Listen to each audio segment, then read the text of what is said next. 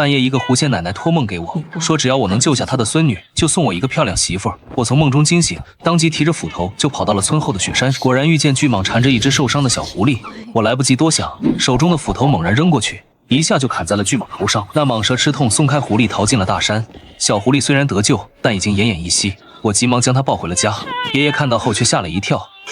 黑蟒盘山，白狐手印，你这是救回来一个祸患呀！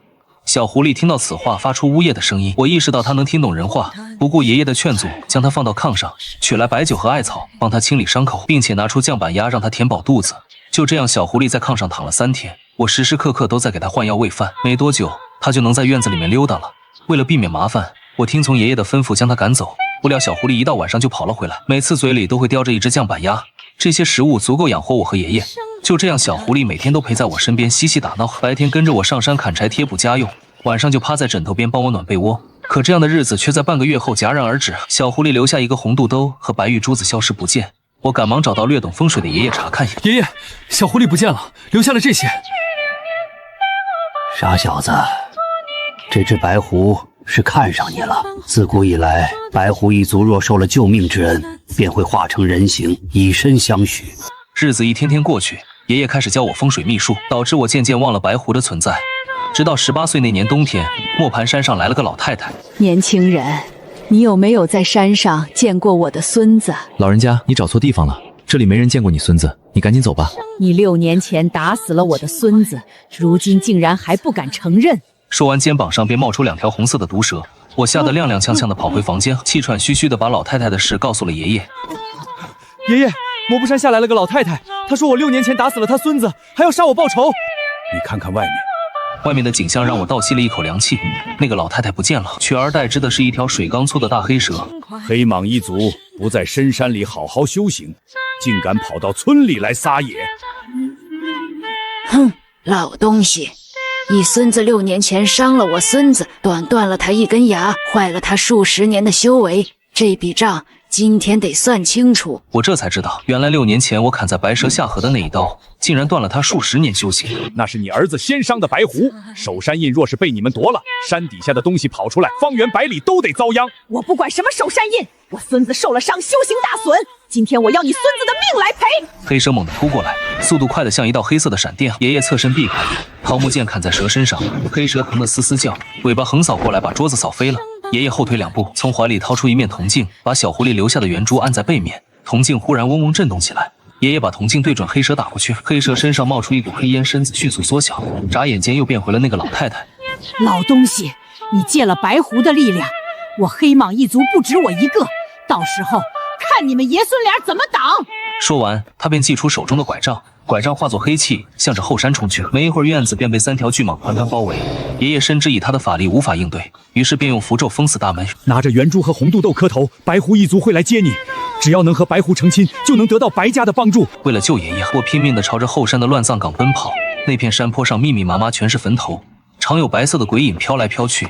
可还没跑多远，我听到后面传来一阵密集的沙沙声，一条赤红色的毒蛇竟然追了上来，那速度极快，眼看就要咬到我的脚后跟。关键时刻，旁边的树丛里猛地窜出一道白影，发出一声熟悉的狐狸叫声。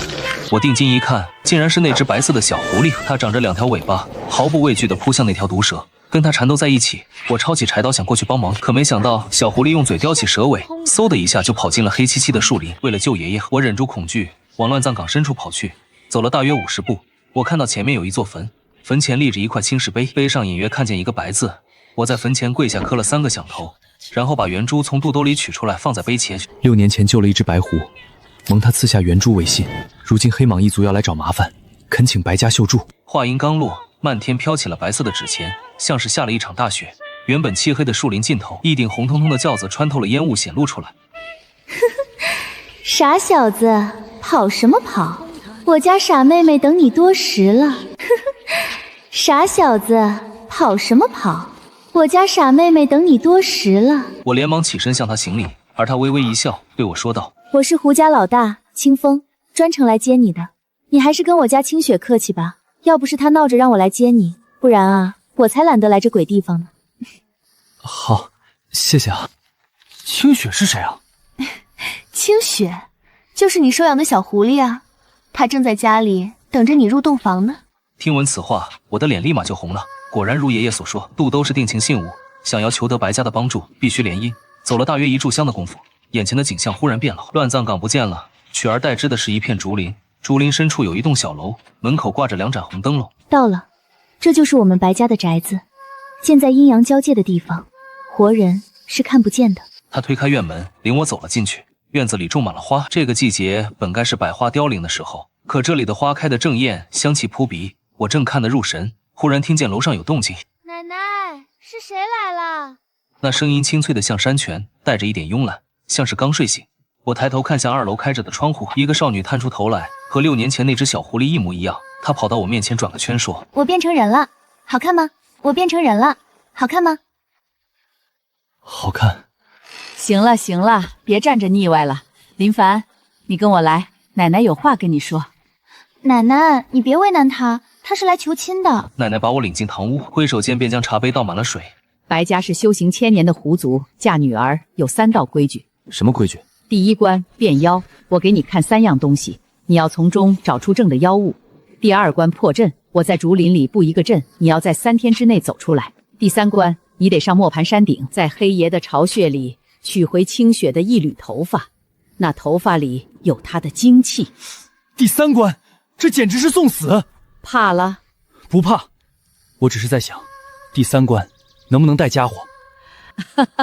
你这孩子有点意思。不是白家为难你，是天道规矩，人和妖成亲，天理不容。只有过了这3关，天道才认这门亲事。3道关过了就是过了，过不了就是死。反正我已经没有退路了。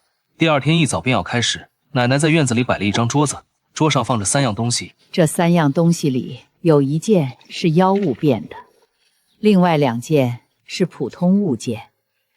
你只有1次机会，指出哪1件是妖物变的。爷爷说过，妖物化形为了模仿人类，会刻意的呼出气息，但妖物的气息里带着它本体的味道。我深吸一口气，凑近了茶壶，有味道。我又凑近了书，还是没味道。当靠近铜镜时，一股淡淡的桂花香钻进了我的鼻子。妖物变的是铜镜，理由是什么？铜镜上有桂花香，清雪身上的味道。清雪的脸一下子红了，她下意识地闻了闻自己的袖子。奶奶看了孙女一眼，说道：算你过了。不过下一关没这么容易吧？下午，奶奶把我带到白竹林前进行第2关破阵。这片竹林从外面看不大，可一旦走进去就会发现里面的空间比外面大得多。这是白家用术法布下的迷阵，3天之内从里面走出来，走不出来就算输。规则呢？规则呢？你用什么方法都行，风水秘术也好，蛮力也好，只要能走出来。但竹林里的时间和外面不一样，你在里面待3天，外面只过了1天，所以别想着磨时间，你的爷爷还在等你。我走进了竹林，进去的瞬间，身后的世界消失了，竹子高的遮住了天，一丝阳光都透不进来。走了大约1个时辰，我发现这些竹子长得一模一样。我试着在竹子上刻记号，刻完记号，走了几十步再回头看，记号已经不见了。我又是从包里掏出一把朱砂，每隔10步撒一点。朱砂是红色的，在白色的竹竿上很显眼。可走了半个时辰，我发现自己又回到了原点，那些朱砂点还在，但它们围成了一个圈。我蹲下来仔细看地上的图，发现上面没有脚印。我站起来，闭上眼睛，伸手摸了摸面前的竹子，发现每个竹节之间的距离是完全一样的。竹子是自然生长的东西，不可能每一节的间距都一模一样。这些竹子不是真的竹子，是阵法幻化出来的。于是我从包里掏出爷爷给我的那面铜镜，白光照射的地方，竹子开始变得透明。我看见竹林的后面是一片空地，空地上站着一个熟悉的身影。只见奶奶站在空地上，手里举着一根白竹，嘴里念念有词。原来阵法是奶奶在操控。是我从包里掏出一把桃木钉，桃木钉上刻着破阵符，钉入阵眼，阵法就破了。我抓住这个机会，朝竹子间距变大的方向冲了过去。跑了大约100步，眼前的景象忽然一变，竹林消失了。我站在白家宅子的后门口，奶奶正坐在门口的石凳上喝茶。过了，明天第3关。第3关的规矩比前2关简单，上磨盘山顶，从黑爷巢穴里取回清雪的一缕头发。狐狸奶奶把一根白蜡烛递给我，这是清雪的引魂烛，到了山顶，蜡烛的火苗会指向头发的位置。蜡烛烧完之前你必须回来，烧完了还回不来，就永远回不来了。就这些，不够。黑爷修行了300年，你这点东西给他挠痒痒都不够。这是白家的护身玉，关键时刻能挡一次致命攻击。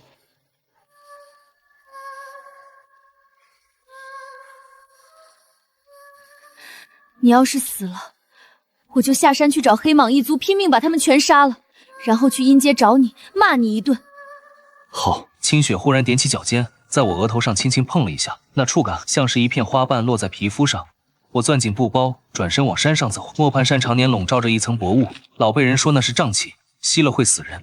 我掏出一张符贴在胸口，符上画的是避毒符，能挡百毒。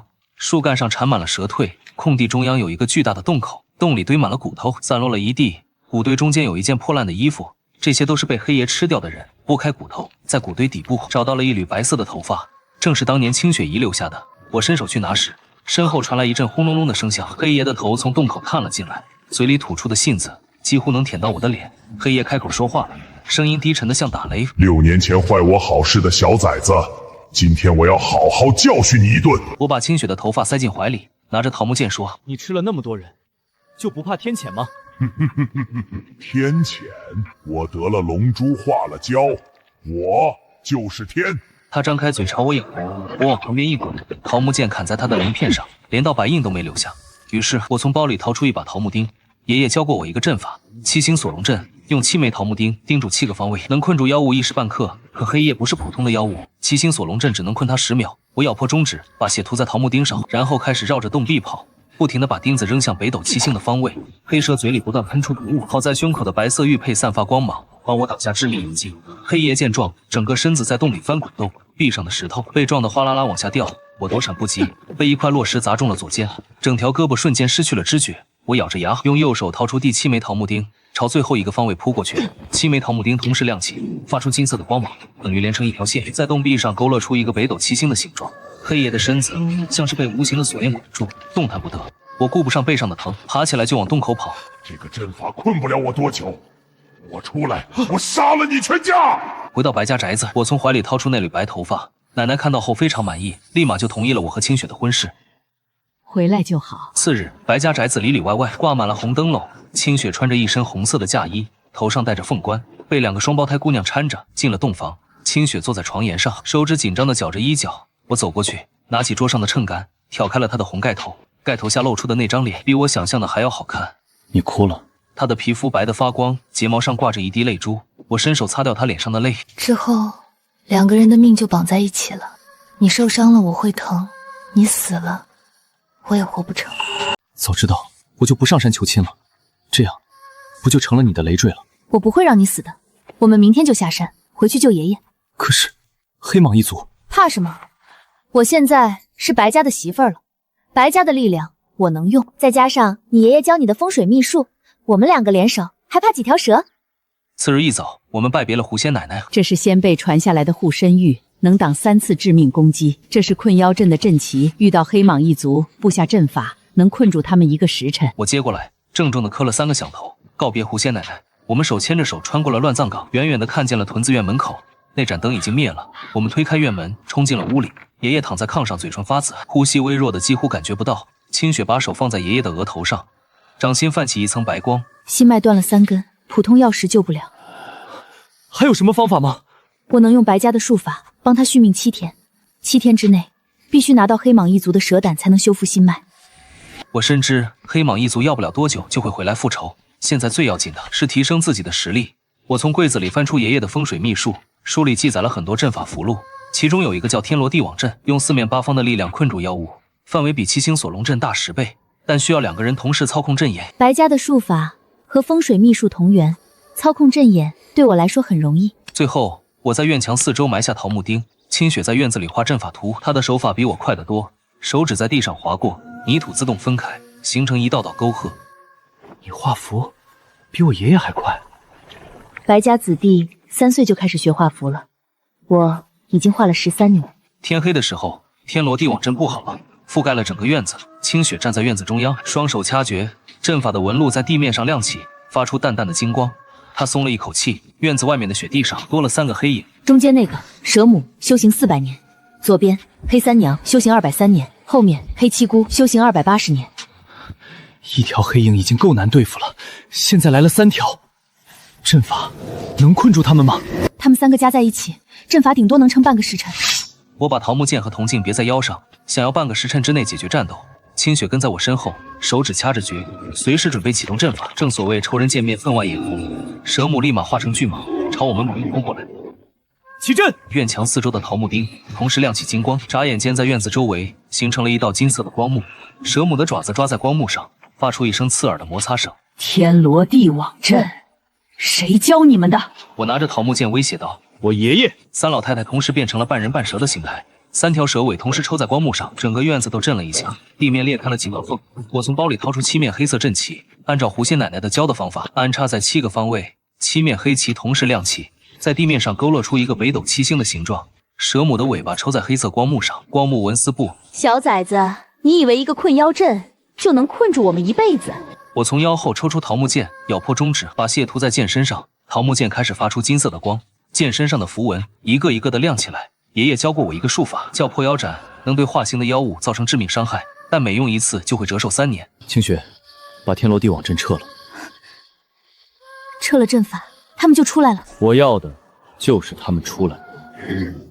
小崽子，你自寻死路！3条蛇尾同时朝我砸来，我举起桃木剑，一剑斩下，色的剑气化作一道弧光，横扫出去，斩在3条蛇尾上。只有蛇母勉强避开了致命的一击，甩出长长的尾巴，直接将我拍飞了20多米，倒在地上昏了过去。这可把清雪给心疼坏了。9尾白狐的虚影再次出现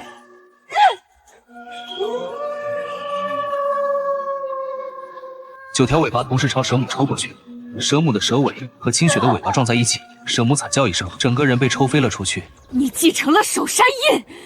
9条尾巴再次扬起，朝神母压过去。神母拼命挣扎，从嘴里喷出一股黑雾。清雪立马4段尾巴甩了出去，死死缠住了逃跑的黑影。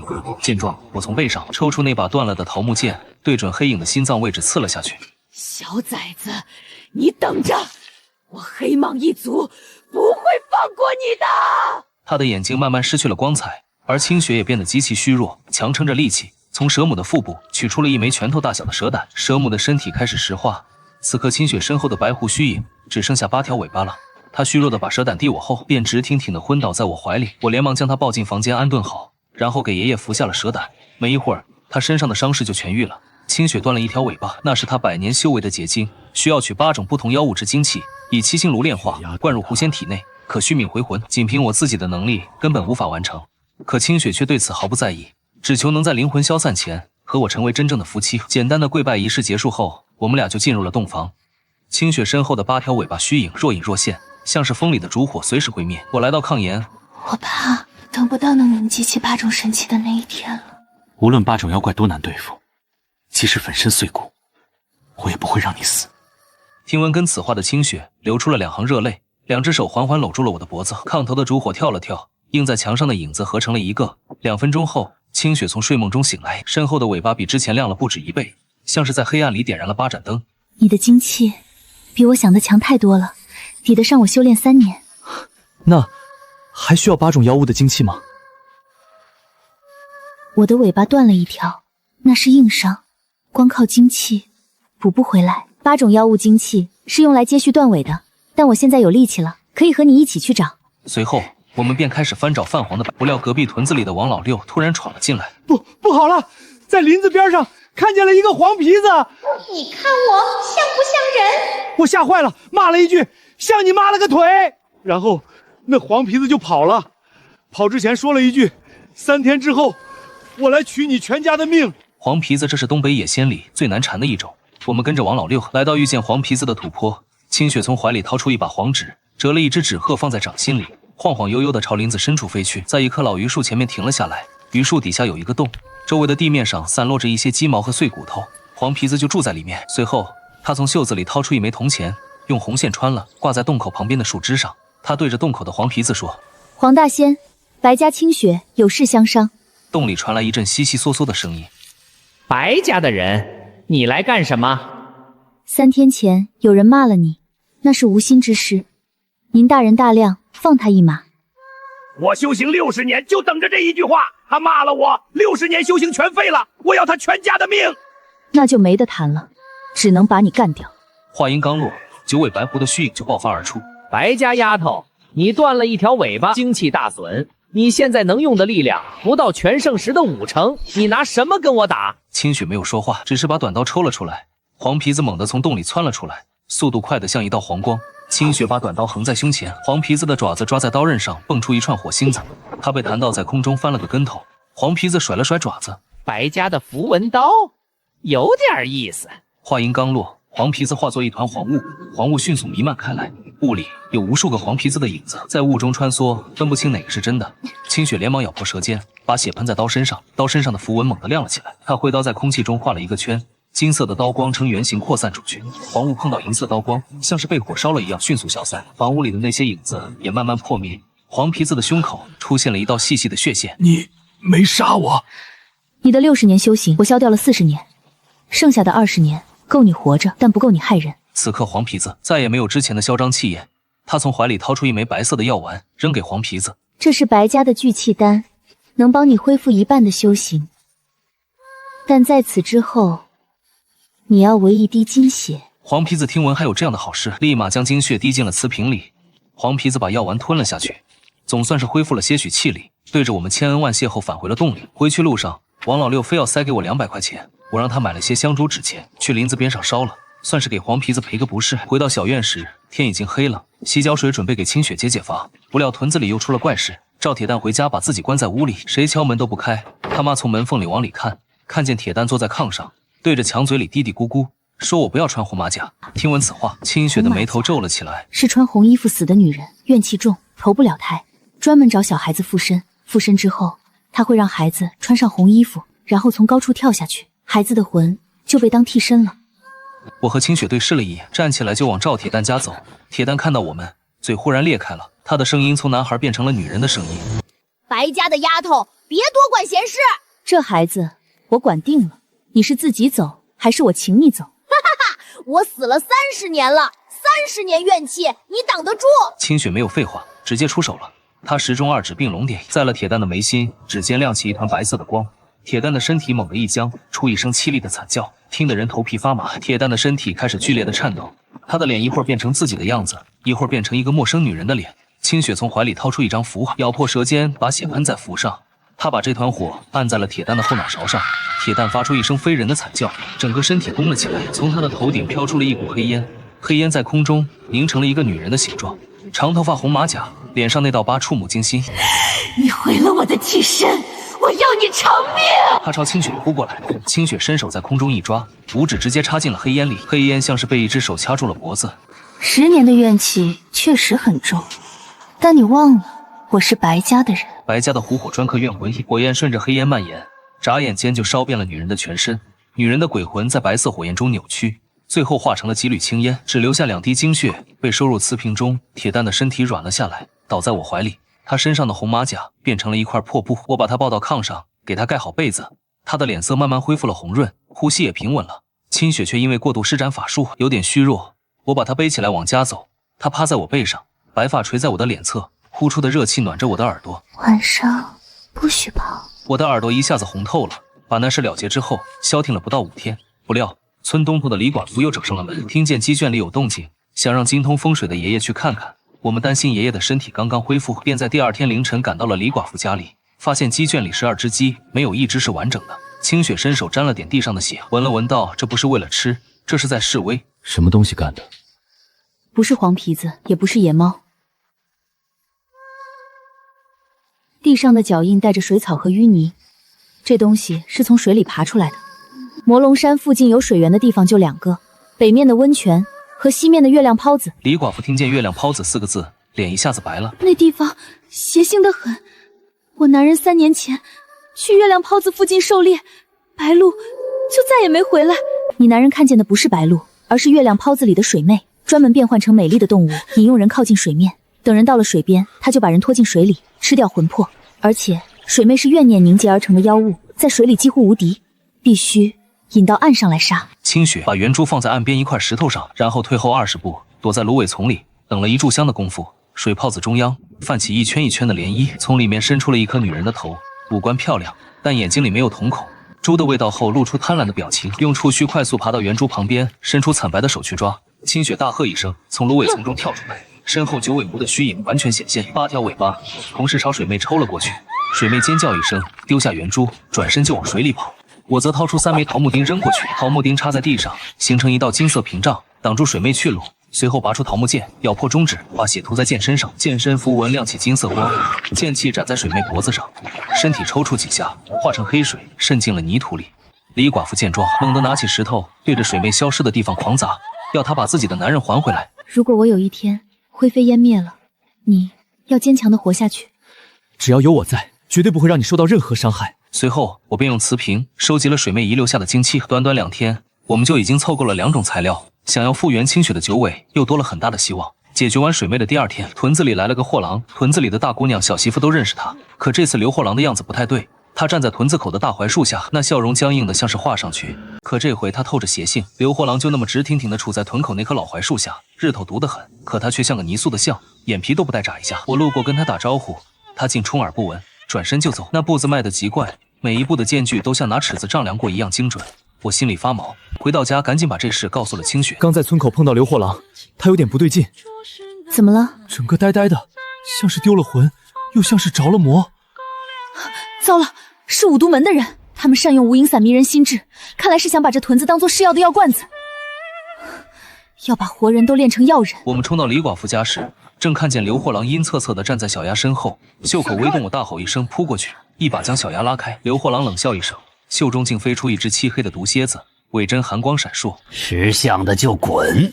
这屯子的药材，我要定了。清雪一步跨前，掌中不知何时捏碎了一颗赤红药丸，一股白烟弥漫开来，带着淡淡的薄荷香气。白家的清心丹正好克你的蛇虫鼠蚁。那毒蝎子似是极为惧怕这气味，惊慌失措地钻入墙缝溜走，失去了蝎子的精神控制。刘货郎身子一软，药性发作，直挺挺地瘫倒在地。然而危机并未解除，远处一阵刺耳的唢呐声撕裂了黄昏的寂静。定睛一看，屯子中央的土路上正走来一对眼神呆滞的黑衣蒙面壮汉，他们身着乌黑短打，步伐整齐的令人发指，肩头抬着一顶猩红如血的轿子，两侧的白色灯笼在风中纹丝不动。是五毒门的炼尸队，那顶轿子是血教所魂。这是迷魂阵，五毒门用迷烟控制了这些路人充当死士，他们的目标不是药材，而是打算强行掠走像小丫这样体质特殊的活人，去炼制极品丹药。清雪从怀中掏出一面古朴的铜镜塞给我，这是显形镜，能照出毒物源头，快找施毒者藏在哪儿。我接过铜镜，对准那对黑衣壮汉，镜面反射的强光瞬间刺破目色，光斑如离弦之箭，直指屯子北面的荒山。我们顾不得疲惫，向着北山疾奔而去。跑至半途，脚下原本坚实的地面突然化作一片毒沼，泥泞翻涌，几只由黑雾凝聚而成的手猛地从泥中伸出，死死缠住我的脚踝。清雪当机立断，将烈酒泼洒点燃，逼退黑雾，黑雾如遇天敌般瞬间消散。待我们满身泥泞地赶回李寡妇家，大门已被踹开，李寡妇昏死在门槛旁，而那个身材高大的黑衣头目已将吓得呆若木鸡的小丫拦腰提起。清雪怒发冲冠，周身杀气暴涨，厉声喝道：放下那个孩子！放下那个孩子，我给你一条活路。阴年阴月阴时的女子，方圆千里，10年才出一个。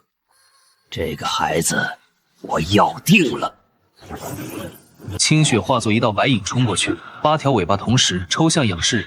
仰视人后退3步，双手在胸前交叉，面前出现一道黑色屏障。仰视人认出清雪是白家当代的手印人，从怀里掏出一个黑色铃铛，猛地一摇，打鼓场周围的泥土翻涌，爬出10几个更大的纸人，手里拿着纸糊的刀枪。仰视人大手一挥手，说去宰了他们，去杀了他们。无数纸人朝着我们杀来，我挥起桃木剑砍在纸人身上，纸人被砍成2半，仍然在动。清雪看到后连忙说：铃铛是阵眼，毁了铃铛，纸人就会停。听闻此话，我朝仰视人冲过去，2个纸人挡在面前，我侧身避开，一个桃木剑砍掉另一个的头，一脚踢开无头的纸人，继续往前冲。仰视人见状，朝我脸上撒了一把黑色粉末，我睁不开眼，凭感觉扑到仰视人身上，2个人一起摔倒在地。我把铃铛往地上一摔，铃铛碎了后，所有纸人同时停止动作，倒在地上，变成一堆普通纸片。仰视人从怀里掏出一张黑色符纸，贴在额头上，符纸自燃后，他的身体化作一股黑烟，消散在空气中。我连忙打出一道符咒，收取了他的精血。清雪跑过来，擦掉我嘴角的血渍。仰视人不会善罢甘休，下次来的时候不会是一个人。兵来将挡，水来土掩。拉起清雪的手回了家。如今我们已经集齐了4滴精血，只要再收集干掉2个山精鬼怪，就就能帮清血复原。就在我抱着爷爷的遗体研究时，隔壁赵大娘来找爷爷。不好了，张木匠不对劲儿，他手里攥着一把炮刃，刀锋上全是血，可手上一个口子都没有。你们两个快去张木匠家看看。只见院子里堆满了木料和半成品的家具。张大叔，发生什么事了？不，我梦到一个穿红衣服的女人在磨一把菜刀，她的脸、五官的地方都是平的。她声称3天之后来取我的脸。大叔，你认不认识一个穿红衣服的女人？张木匠说，20年前屯子里来了一个逃荒的女人，红姑穿一件红棉袄，在他家偏房住过。他老婆死后，红姑也不见了。屯子里的人说他和红姑有一腿，把他老婆气死的。红姑受不了这样的屈辱，直接喝下农药自杀了。红姑去世20年，怨气不散，现在回来找张木匠索命，硬来不行，必须得化解他的怨气。你当着红姑的面说出当年的真相。我们布完阵法，院子里起了一阵冷风。红姑，我对不起你。屯子里的人说我和你有一腿，我没有站出来解释，我怕越描越黑就忍了。可我没想到那些话会传到柳条屯，会害了你男人。我发誓，我和你之间什么都没有，我连你的屋门都没进过。此时红姑也意识到张木匠也在爱着她，不可能去害她性命。红姑的身体开始变得透明。张木匠坐在原地，哭得像个孩子。他去投胎了，希望下辈子能遇到对他好的人。两情若是久长时，又岂在朝朝暮暮？下辈子他们肯定会在一起的。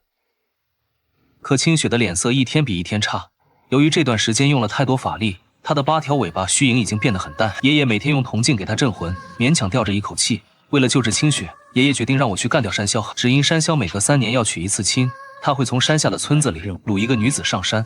成亲当晚，山魈会把精气注入新娘体内，借她孕育后代。新娘活不过3天，而明天就是山魈娶亲的日子。爷爷指着磨盘山西面的一条山沟，说趁山魈出来的时候，抢在他前面把新娘救走。山魈的精气在婚教里，不在他身上，你要想办法拿到那顶轿子。清晨我去了石拉子村，村子不大，20来户人家，大白天的，家家户户门窗紧闭，街上连条狗都没有。我敲了村口第一家的门，门开了一条缝，露出一只满是血丝的眼睛。我是过路的，想讨口水喝。老头把我拽进屋里，迅速关上门。他说今天是山魈娶亲的日子，山里规矩，每年山魈娶亲的前一天晚上，家家户户要在门口放一碗血。可昨天他隔壁的老赵头忘了放血，今天早上他家的闺女翠儿就不见了。老赵头拿了把柴刀上山去找山魈拼命，到现在没回来。我从包里掏出3张符，递给老头，让他贴在门窗上，今晚不管听见什么声音都不要开门。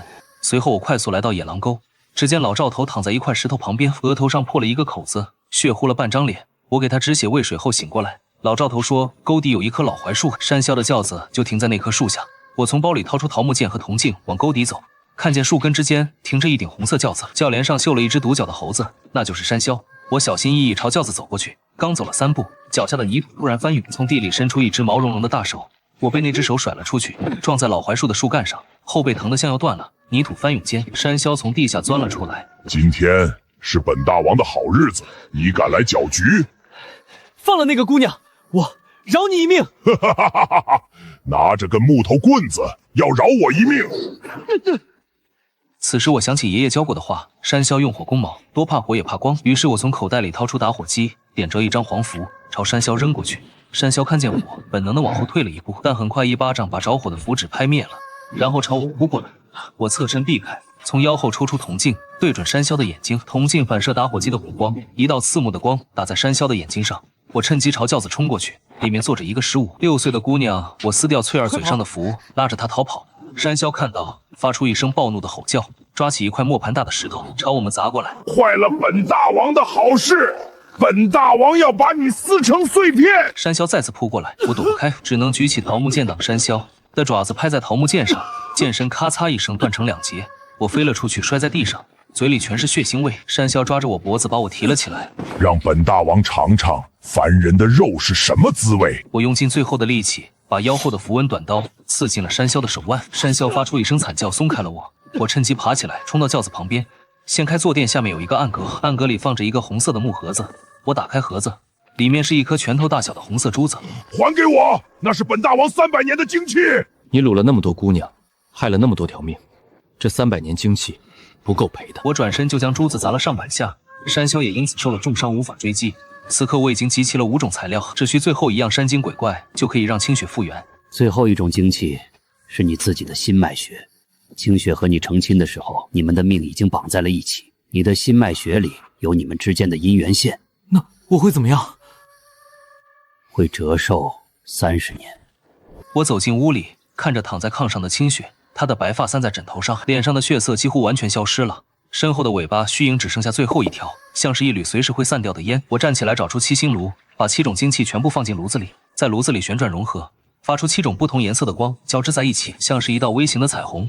最后我咬破中指，把血滴进7星炉里，血滴进炉子的瞬间，7种精气猛地一缩，一道七彩的光柱从炉子里冲天而起，照亮了整个院子，然后慢慢收敛，凝聚成了一颗珠子。那颗珠子有鸡蛋大小，通体透明。爷爷把珠子拿起来，放在清雪的胸口，珠子慢慢的渗进了清雪的身体里，她的胸口亮起一团柔和的白光，身后的尾巴虚影重新出现了。直到第9条，清雪醒后后，发现我面容苍老了很多，明白我是献祭了自己的心头血。她刚准备帮我恢复寿元，却被爷爷阻止，会招来雷劫，到时候你们2个都没有好下场。清雪听闻此话，扎进了我的怀里。我们2人在被窝里睡了3天3夜。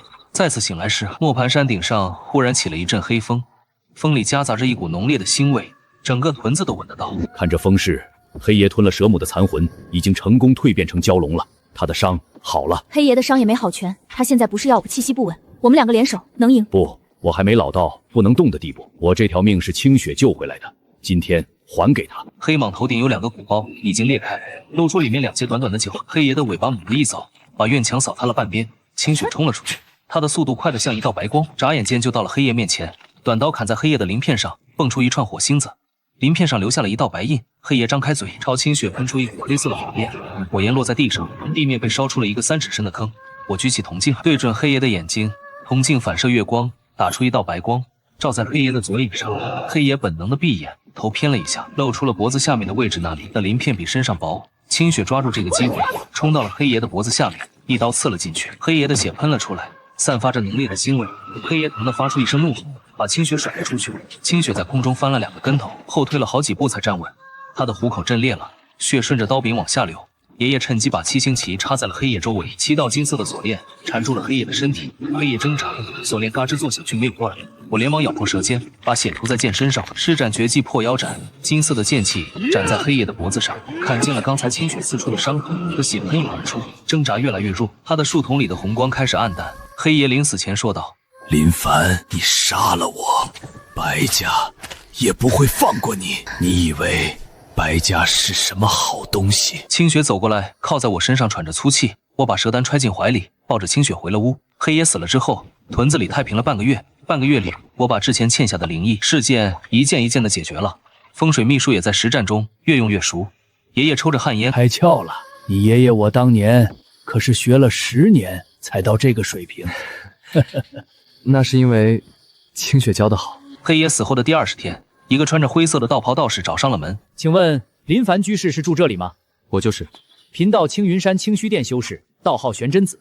久闻林凡小友精开风水秘术，替乡民处理了不少灵异之事，特来拜会。我领他进了堂屋，清雪端了2杯茶出来。道士看见清雪，眼睛眯了一下。你的院子里有妖气。堂屋里的气氛一下子变了。别紧张，贫道只是来确认一件事。什么事？这座像是黑蟒一族的蛇母，修行400年，你杀了他。这些符是鲁班书上的镇宅符，你一个学了不到1年的风水秘术，就能斩杀400年修行的蛇母，还娶了一个狐仙，这正常吗？我在帮他，我是白家的手印人，我的力量借给了他，你有意见？你们杀黑爷的时候，他把残魂附在了你的身上，黑爷的魂魄没有散，他在你的身体里慢慢吞噬你的精气。不可能，我检查过自己的身体，没有发现任何异常。黑蟒一族的复魂术你查不出来，你以为你恢复了60%的力量，实际上你的力量一直在流失。敢问道长，这种咒怎么解？有2种办法。第一，找一个道行比我深的人，用9阳真火把黑爷的残魂从你体内逼出来。第二，杀了你。黑爷的残魂是通过你和清雪的姻缘线进入他体内的，你是影子，你死了，姻缘线就断了，残魂就失去了依托，自然会被清雪的身体排斥出去。既然你能看出来，那就肯定能帮忙解决。我的命是我媳妇儿的，希望你帮我。我为什么要帮你？因为你是道士，降妖除魔是你的本分。降妖除魔是我的本分，但我不是白帮忙。我有一个条件，杀了黑爷之后，他的蛇丹必须给我。好，道士从包里掏出7面杏黄旗，在院子里布了一个阵。阵法和7星锁妖阵不同，地面上的符文更复杂。阵眼的位置放了一盏铜灯，清雪坐在阵眼上，道士点燃了铜灯，青烟袅袅升起，在空中凝成了一个蛇头的形状。黑爷的虚影张开了嘴，无声的嘶吼。道士咬破中指，把血滴在铜灯里，灯芯猛地燃起了金色的火焰，火焰蹿起来1尺高，烧在了黑爷的虚影上，影剧烈的扭曲，发出一声无声的惨叫，然后从清雪的身体里被拽了出来。清雪的脸色白得像纸，额头上全是汗。我蹲在她旁边，握着她的手。1小时后，黑爷的虚影在金色火焰中挣扎了几秒钟，然后化成了灰烬。清雪的身体一软，倒在我怀里。我觉得轻松了很多。我在他的身后，9条尾巴的虚影变得比之前清晰了很多。道士熄灭铜灯后，收起杏黄旗，走过来拿起了桌上的蛇丹。白家的手山印不是镇龙珠的，是镇别的东西的，你以后会知道。清雪体内的黑蟒残魂被去除之后，恢复速度快得惊人。林凡，我想给你生个孩子。你说什么？狐族和人族生的孩子叫半妖，半妖天赋异禀，修行比纯血狐族还快。到时候我们娘俩就能好好保护你了。清雪，你的身体刚恢复，还是不要考虑这些事情吧。生孩子又不是打架，不需要多少法力。你快点来吧。3个月后，我带着清雪回白家宅子看奶奶。奶奶碰了下清雪的手，脸色一下子就变了。你怀孕了。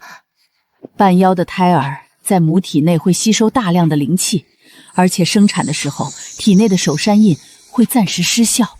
奶奶递给清雪一块玉，这是白家历代传下来的护胎玉，能保胎儿平安。清雪的肚子一天天大起来，她的法力却在一天天减弱。怀孕第7个月，清雪的手上印开始出现裂纹，孩子在吸收我的灵气，手上印撑不住了。窗外忽然响起一声惊雷，院子里的地面裂开了一条缝。奶奶带着众多狐族赶到，小院立马布下阵法，隔绝了所有气息。我连忙询问奶奶，到底有什么办法能对付上古天狐？清雪快撑不住了。方法用挚爱之人的灵魂自愿献祭给狐族，以灵魂为引，以真诚实尾天狐。不行，奶奶你不要说了，我绝不会用林凡的命换我的10尾。 3天后，清雪生了个大胖小子。磨盘山地底下的封印也彻底碎了，一道从山顶直冲天际的黑色光柱，那光柱粗得像一朵黑色蘑菇云，把方圆百里的天空都染成了灰黑色。此刻清雪刚生完孩子，连坐起来的力气都没有，于是奶奶便拿着白家的家主旗冲到磨盘山。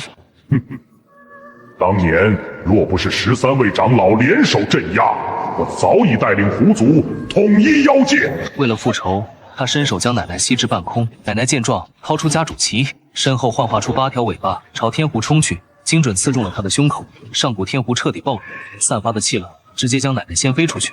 奶奶爬起身，还想要反抗，不料上古天狐闪现到面前，掐住他的脖子，用力一扭，便断了他上千年修行。剩下的狐族自然难逃厄运，全都妖灵被吸干了修为。唯有清风满身是血的逃到了林凡家里，家没了，还说3天之内要来灭掉白家的最后传承。你带着孩子跑越远越好。